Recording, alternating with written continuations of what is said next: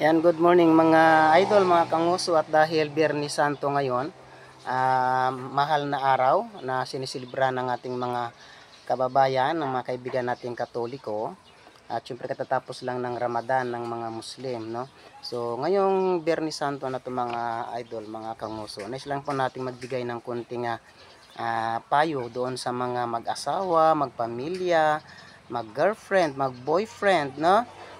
Na sana po ay irespeto natin yung ating mga ang ating mga sarili at ang ating mga asawa, ating kaibigan, magulang, boyfriend, girlfriend, dahil mahal na araw naman po ngayon. At isa po sa pinakamaimportanteng bagay na nais ko pong i-share or ibahagi sa inyo na sana po ay mapulutan ninyo ng aral ay ang kung kayo po ay mag-asawa at meron po kayong problema sa inyong pagsasama, sana po wag na nating idadaan sa social media. No, kasi karamihan po sa mga mag-asawa kapag po may problema silang mag-asawa ay pinupost nila sa social media. No, ito po ang masasabi ko sa inyo mga kaibigan, mga kanguso, na pong pagpo-post ninyo sa social media ay hindi po yan nakakatulong para po sa inyong relasyon. Sa halip po ay lalo lang po kayong mapapahiya dahil sa ginagawa ninyong pagpo-post ng inyong mga problema sa social media.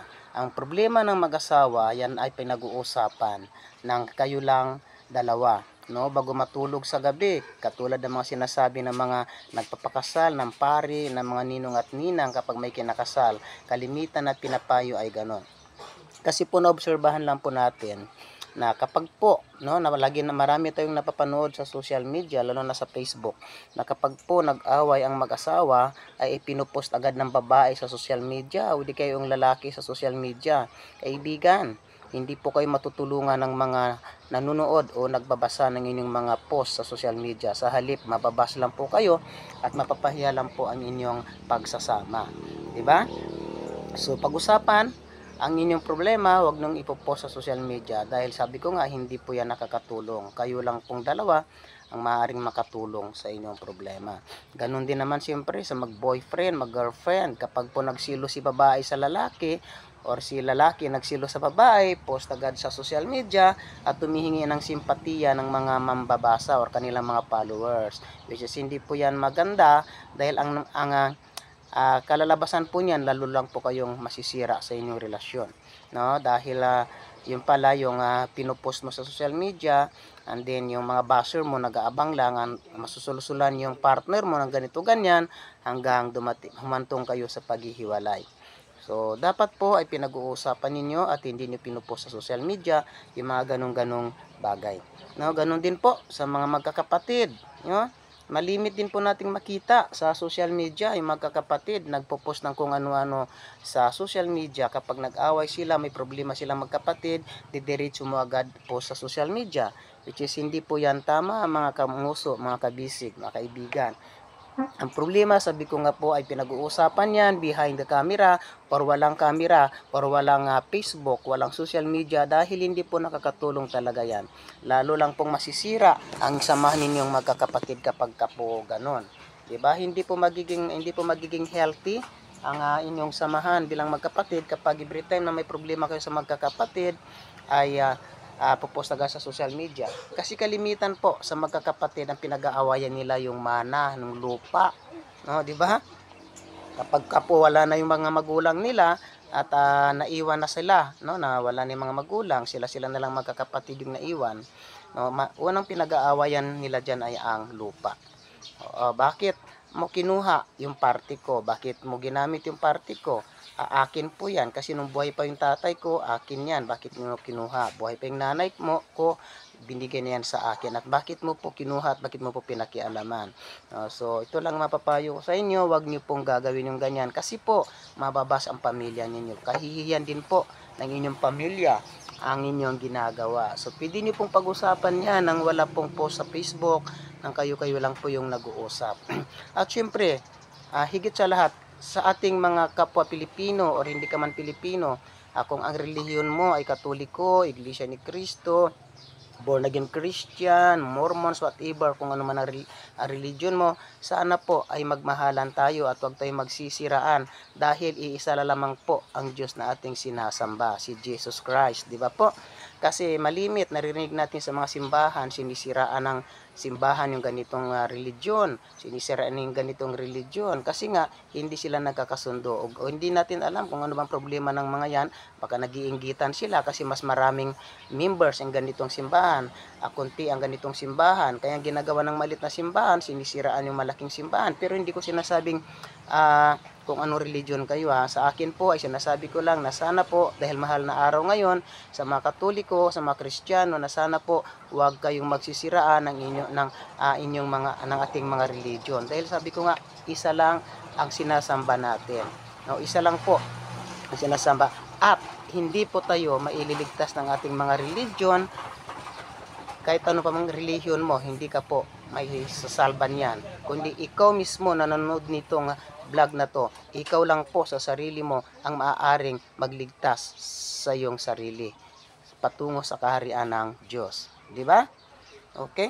And then, syempre, yung iba po ay galit sa mga Katoliko. Ako po ay Katoliko. No? Ang iba po ay sinasabi nila bakit daw yung mga Katoliko ay nagsasamba sa Diyos-Diyusan. No? Diyos-Diyosan daw dapat ay hindi sinasamba, dapat daw ay itinatapon sa dagat o sinisira o sinusunog. Kaibigan, yan po ang kanilang napagmulatang pananampalataya. Yeah? So sana irespeto ninyo kung ano ang napagmulatang pananampalataya ng isang Katoliko, sana respeto natin. Hindi po nagsasamba sa kahoy sa Diyos-Diyosan ng Katoliko. Yun po ay imahe lamang ng kanilang relihiyon. No? Diretso po silang sumasamba sa kataas-taasan, sa Diyos, kay Jesus Christ. Hindi po doon sa ribolto. Hindi po sinasamba ng mga Katoliko ang ribolto. Yun po ay parang picture lamang. Parang kayo din sa pamilya ninyo. Pag namatay ang inyong mga magulang, meron kayong mga picture na nilalagay doon sa mga frame, sa mga dingding ninyo, di ba? Para po maalala ninyo yung inyong magulang at hindi ninyo makalimutan. So, ganun din po yan, mga kaibigan, mga kanguso sa Katoliko. O kung ikaw man ay Iglesia ni Cristo, kung ano man ang religion mo at ano man ang pananampalataya mo, yan po dapat ay nirerespeto din ng bawat religion. Huwag po tayong magsisiraan ng religion dito. O, di ba mga kaibigan? So, ngayon po ay mahal na araw, ay Holy Friday ngayon, dapat po tayo ay nakakasundo at nagmamahalan. Yan. Yan lang po ang masasabi ko. Inuulit ko po, ang problema po sa pamilya ay hindi po ipinupost sa social media. Yan po dapat ay pinag-uusapan ng bawat pamilya at na hindi na po ikinukwento sa ibang tao dahil yung maritis lang po kayo ng mga tao na pinagkukwentuhan ninyo. Ang sa halip, kayo pong magkakapatid, kayo po ay mag-usap kung ano ang dapat gawin. Huwag gawin yung, 'di ba, para po maayos ang problema. Ganon din po sa mag-boyfriend, huwag magpo-post sa social media kung nagsilos ka doon sa isang babae na kasama ng iyong boyfriend, nagsilos ka na agad at pinost mo na agad sa social media, di ba? Ganon din sa mag-asawa. Kung ang asawa mo po ay parabaleng o lasinggiro at sumama doon sa barkada niya at uminom, di ba? At ikaw din babae, sumama ka sa kaibigan mo, nagbanding-banding kayo, ikaw lalaki dapat, huwag ka magpo-post sa social media ng kung ano-ano tungkol sa asawa mo, at ikaw lalaki, huwag ka din magpo-post sa babae, huwag ka magpo-post sa social media kung ano-ano tungkol sa asawa mo. At ikaw din naman lalaki, huwag ka din magpo-post ng kung ano-ano tungkol sa asawa mo. Dahil sabi ko nga, kayong dalawa lang ang pwede mag-resolve ng inyong problema. Dahil kapag pinost niyo po sa social media, wala po kayong makukuwang simpatiya sa mga tao. Sa halip po ay pagtatawanan lang po kayo ng mga tao. Ayan, di ba? Sa magkakaibigan, ganun din. Mga kaibigan, siyempre may kaibigan tayo, hindi mawala yung tampu-tampuhan. Kahit paano may tampuhan sa magkakaibigan, huwag kayong rin magpo-post sa social media ng kung ano-ano. Di lalo lang pong masisira ang inyong pagiging magkaibigan kapag lagi kayong sa social media. Dapat po kayo-kayo na lang ang mag-ayos ng inyong mga problema. So, ayun lang po for today's video. Sana po ay nagustuhan ninyo at nakapagbigay ako ng konting advice at sana po ay pagpulutan ng konting aral ng ating mga nanonood. Ayan, maraming salamat po and have a blessed Holy Friday.